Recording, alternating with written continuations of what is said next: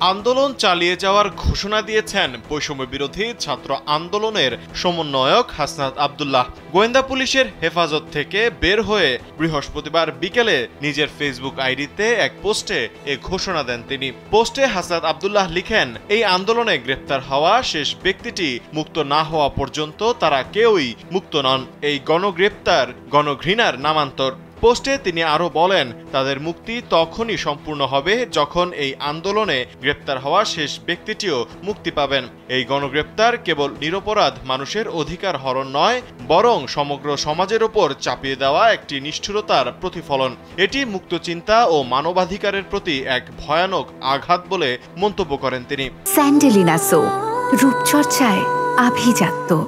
তিনি লিখেন, আমাদের এই আন্দোলন শুধু ব্যক্তির মুক্তির জন্য নয়, বরং বৈষম্য, নিপীড়ন, গণগ্রেফতার এবং ছাত্র নির্যাতনের বিরুদ্ধে। এই আন্দোলনে গ্রেপ্তার হওয়া শেষ ব্যক্তিটি মুক্ত না হওয়া পর্যন্ত আমাদের আন্দোলন চলবে।